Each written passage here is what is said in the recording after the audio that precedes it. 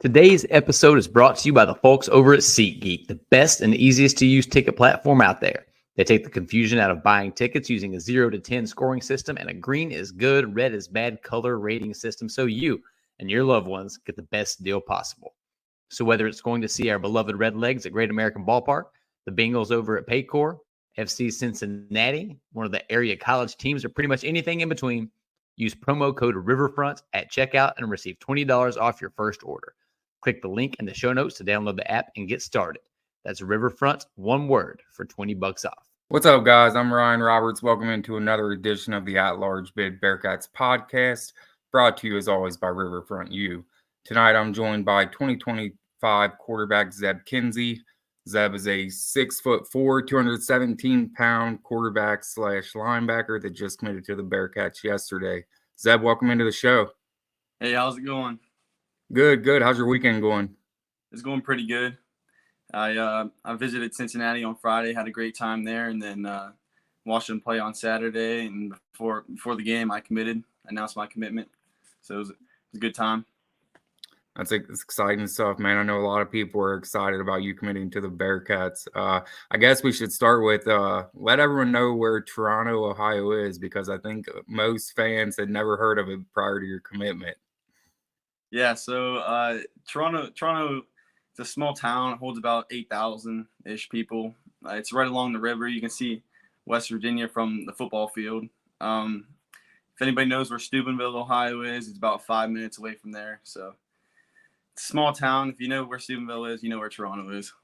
Okay, cool. So let's get to know you a little bit. Who is Zeb Kinsey? I'm sorry, do you go by Zeb or Zebulon? I go by Zeb most of the time. Some of my teachers call me Zebulon, but yeah, I go by Zeb for the most part. Okay, so who is Zeb on and off the field? I'm a God-fearing kid who lives in a family of 10. I got 6 brothers and 2 sisters. My 2 older sisters go to Youngstown, and my older brother, he's coming to Cincinnati with me to play football. And my younger brothers, they all play football and baseball, like me and Zane. And yeah, my parents, my mom's a nutritionist. My dad, he's a RN at Salem Hospital. And that's my family. I love to hunt and fish in my free time. So yeah. Yeah, I'd say if you're up there on the West Virginia border, you've got a lot of good land to hunt and fish on. Virginia, he's got a family farm just down the road from us, so it's easy access. Oh yeah, that's nice, man. Let's talk a little bit about this recruiting process. You had offers from West Virginia, Oklahoma State. You were on Penn State's campus last weekend for the game against Michigan. What has this recruiting process been like for you? It started off pretty busy in the summer. I went out to Oklahoma State's campus, and I worked out for them at camp. And they offered me as a linebacker there. Their defensive coordinator, he's actually from our area. He coached at Gannon for a little bit, and he watched me play my freshman and sophomore year.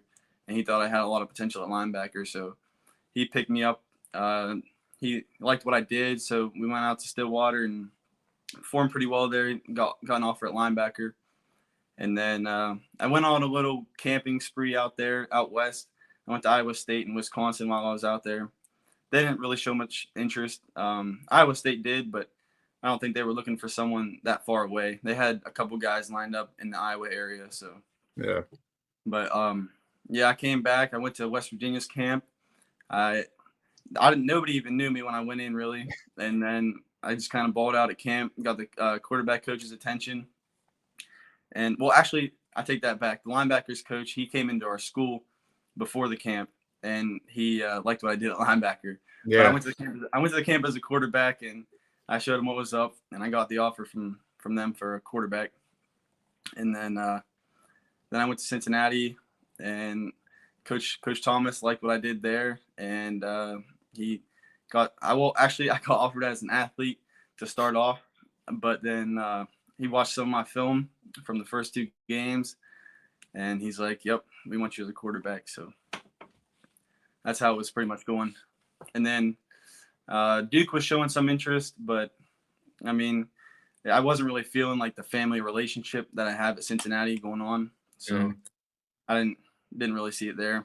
And then Penn State, they got a hold of me late, even though they already had a couple kids that they were looking to have commit to them. So then I was kind of like, yep, Cincinnati's the place to go because I want to play quarterback in college, and I think I'm just haven't even reached my potential yet. So you mentioned the relationship with Cincinnati.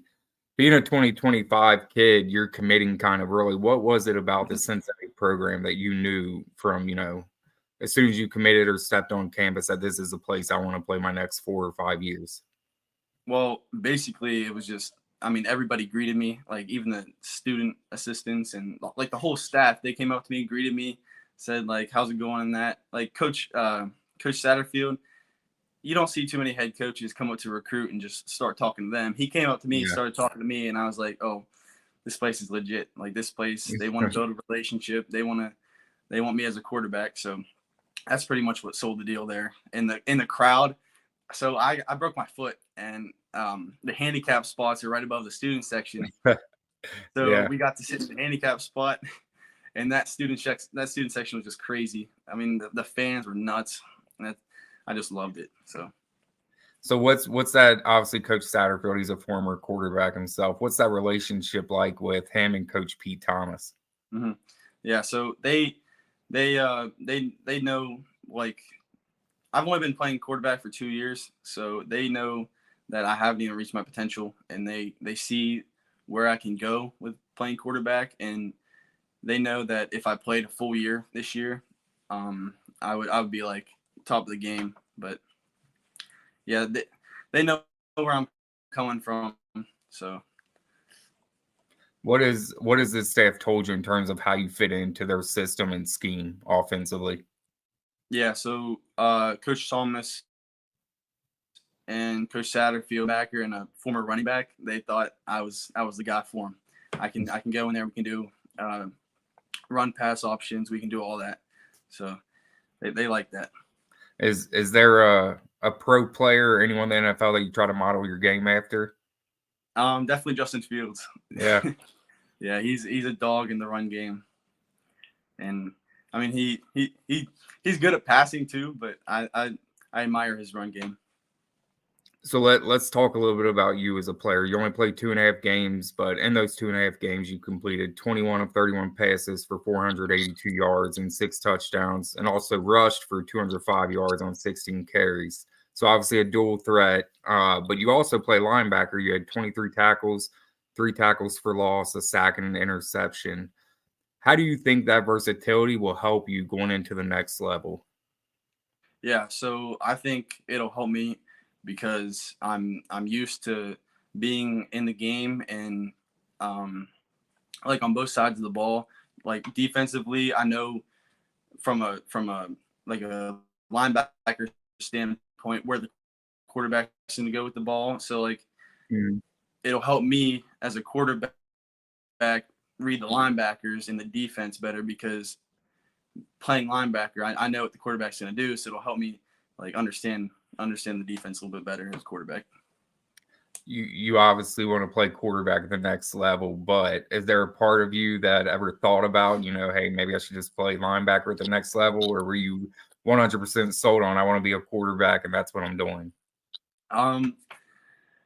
I've been told a lot that I could possibly be an NFL linebacker, and I was kind of getting sold on it. I'm very polished as a quarterback, and you got 3 or 4 linebackers on a field at one time, and there's only one quarterback. But I was like, I want to be a leader. I want to be the face of a program, and I want to take whatever team I'm at to new heights. So I was like, yeah, I want to be a quarterback. What are some of the things that you've worked on over the past, year or two to help you get to the point where you are in your development as a quarterback? Definitely my throwing. My run game, it came along with me throughout like Little League and that, but definitely my throwing and understanding defenses a lot more. That's about it. And this year I moved up to a junior, so obviously I had to take the role of a leader. So I had to learn how to be one. So you mentioned being injured this season. How have you kind of coped with that, and how has it helped you with how you're getting a different perspective of the game? Yeah. So um, I was I got hurt week 2 or no week 3. So week 4 and beyond, I was just on the sideline all up the whole season. And honestly, I mean, you couldn't even tell I was gone with the way they were playing and that. So and I think that helped out a lot for them. So heading into winter workouts, what do you have any update on or a timeline on your return from your injury? I think I saw you're still in a boot right now. Yeah, yeah. What are the next steps for you as far as that goes? I get the hard. I got 6 screws in my foot and 2 brackets, so I get all that out December 8th, and then from then on, I'm on crutches until probably the end of January, and then I can start my actual physical therapy. I've been doing some like slight workouts just to get the ankle mobility back and my toes working again. Um, so yeah, the main physical therapy starts in early February, and I think I'll be back in 100% by April. That's good to hear, man. Mm-hmm. Cincinnati's obviously making a transition to the Big 12 this year. Did that play a role in your decision at all with them going to the Big 12 and the competition getting more stiff? Honestly, I didn't even know they were in the Big 12 until I went down there. So, I mean, when the first time I went down there, I was like, "Oh, this place is legit." And then I found out they were in the Big 12, and I was like, "Oh, wow!" So, I mean, it just helped out my decision a little bit more. So most of the commits or recruits I talk to, they always mention the genuine relationships that this recruiting staff and coaching staff try to build. Is that something that you've picked up on as well during your visits? Oh, definitely, definitely.